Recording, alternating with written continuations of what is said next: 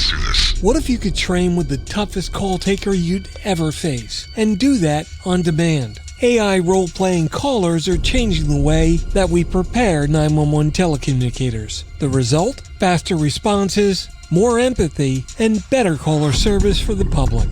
That's what's coming up next on TiPS, Today in Public Safety. Welcome to TiPS, Today in Public Safety, your go-to podcast for today's breaking stories and public safety news. Here's your host, Fletch, with today's tips. Look, let's be honest. Traditional training often feels like playing Monopoly with missing pieces. You think you're pretty prepared, but then when the real emergency hits, suddenly you're wishing for the rulebook and a get-out-of-free jail card. Enter AI for role-playing crisis callers. These aren't just pre-recorded scripts or the trainer pretending to be angry guy number 2. These are dynamic, unpredictable, and they can simulate the true chaos of a real emergency.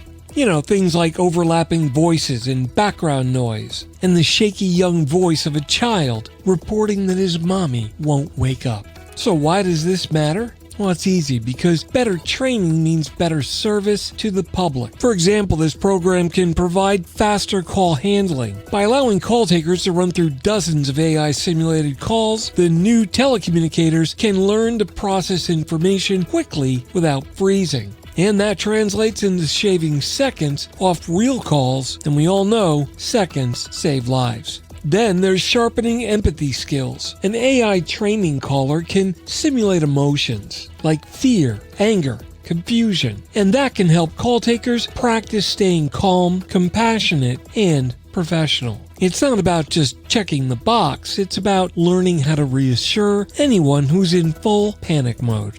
It provides exposure to rare but critical scenarios. You know, swattings, active shooters, mass casualty events. Fortunately, these don't happen every day. But when they do, you have to have a plan in place because you can't afford any hesitation. AI training lets agencies expose call takers to these high-risk, low-frequency calls and do it in practice mode. So they're not learning these skills on the job, servicing real lives on the line. Finally, you have the personal growth. AI is able to track where an individual is struggling. Maybe it's handling kids on the line. Or staying focused when background noises start to ramp up. AI can sense these problem areas and then provide targeted practice to work on those skills. In the end, that means better prepared professionals that sit on that console, ultimately bringing better outcomes for the callers.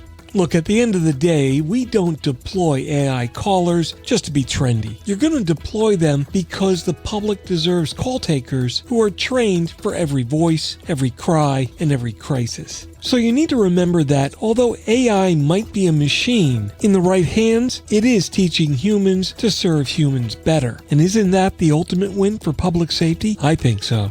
So that's it for today's episode of TiPS, Today in Public Safety. Thanks so much for listening. I hope you got something new out of the podcast. If you did, I'd appreciate it if you like and subscribe. And remember, you can catch all of our past episodes at 911tips.com. Remember to follow me on social media at Fletch911. And most of all, remember to stay safe, and thanks so much for listening. If you're in public safety, thanks for what you do every single day.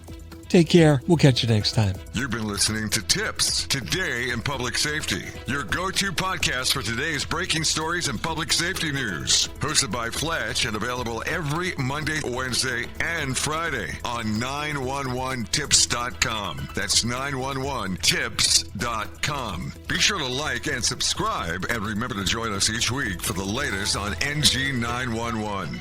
I am Spider Harrison, the official 911 voiceover dude. Catch me on Sirius XM on various channels, including 90s on 9, the 10 spot, and on the Weekend Countdown on Hits 1. Or don't regret it for the rest of your life. Either way, I'm good.